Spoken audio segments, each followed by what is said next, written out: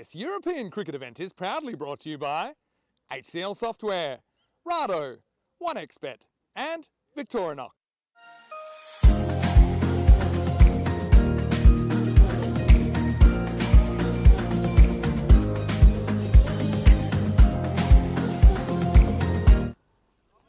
Here we go, first ball, and it's Shantu, the bustling left armour. That one's been hit firmly away to the leg side, and well, still in the power play, meaning there's no fielders out there. And that's the first boundary. That one's been hit firmly, and there's a half chance for a catch, but it goes over the leaping figure there at mid-on.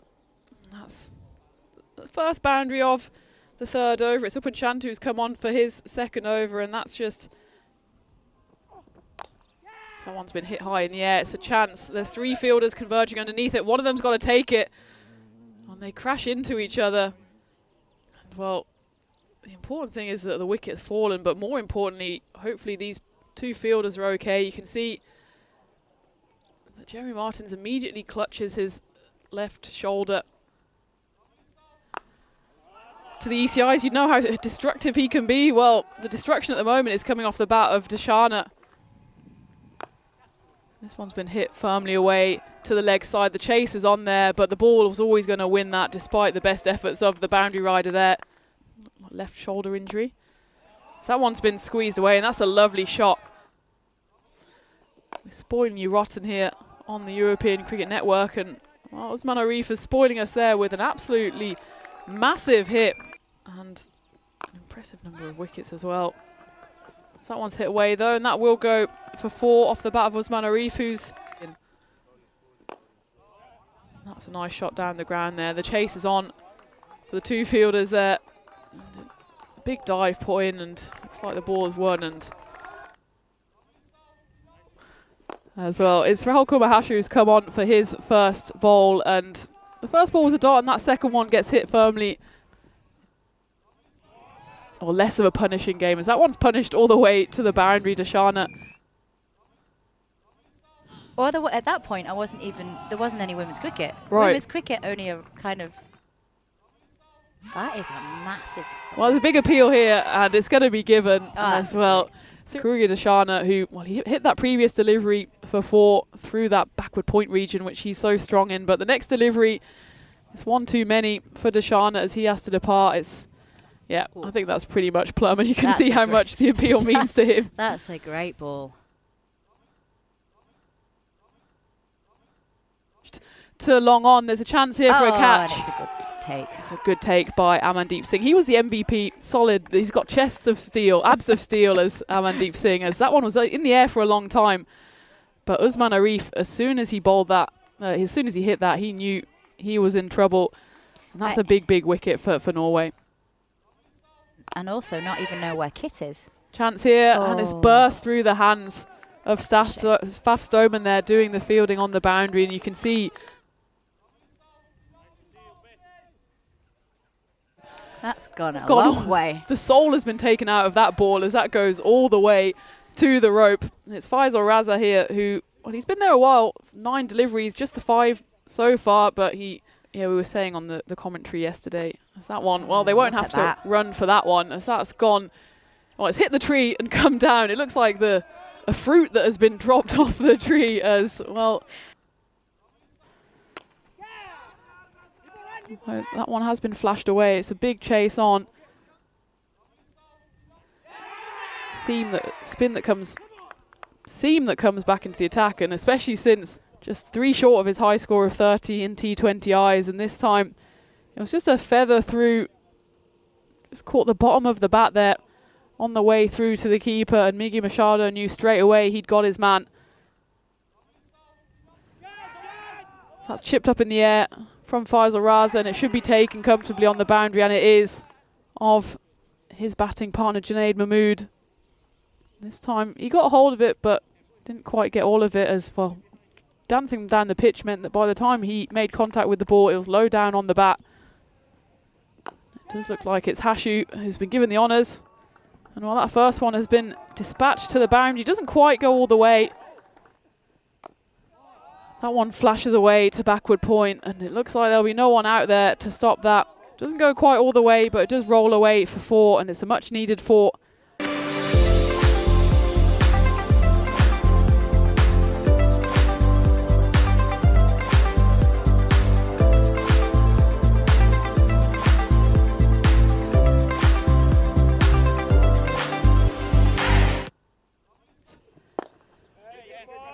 That one's been pushed away through the covers. It's a long chase on to this longer boundary. Manarif for 22. That's another shot through the covers there, and this time he gets a bit more of it. Does Jalpesh Vijay, races to the boundary. That's why that one's flashed at point, and it goes straight past the tumbling fielder. I'm not sure if it was a catching opportunity. It did come quickly. And there's a feather on that, and Vijay, he walks straight away. He knows he's got something on it, and that's the first wicket to fall. That's clipped away by Conrad, and that's a lovely shot off his hip. He was expecting probably a fuller delivery there from Vinay Ravia, having already been given the one for the over. And Conrad goes down the pitch, but he's only hit it into the covers, and it'll be safely taken. Big wicket there. Went down the pitch, but only managed to loop it up in the air. And it's the second wicket to fall for Portugal. They find themselves 20 for 2. Attack. And he gets into the wickets as that one's punted straight down the throat of the cover fielder. And it's a regulation catch there. Again, it's a tame dismissal, probably, well, at least the second, if not the third, tame dismissal of the Portuguese batters. He just tried to get it up and over. Do manage to just scamper through for 1. So that one's flicked away nicely to the fine leg boundary. It's going to go all the way. This has been a good over for Palmer. Again, looking at that run rate, just about 9. Any over that goes below that is going to be a successful one for Norway. But in fact, just put the mockers on that as the next delivery is swept, and swept hard by Manny Machado, and he finds the boundary on this occasion.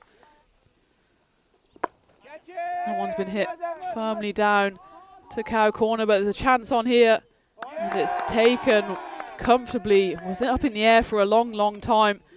The sun was beaming down, thought it might be difficult to catch that ball coming out of the clouds, but it was held on nicely, and that is the end of Miggy Machado. He falls for 11, despite looking like he was going to start accelerating a couple of boundaries to his name.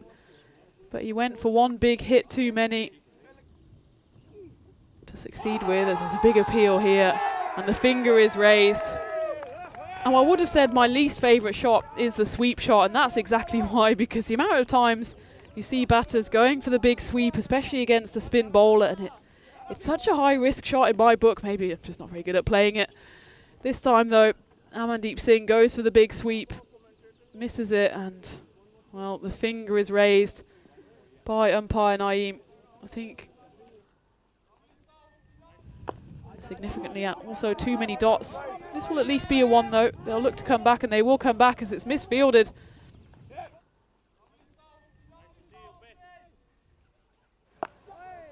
That one's cut away. There's a fielder out there though.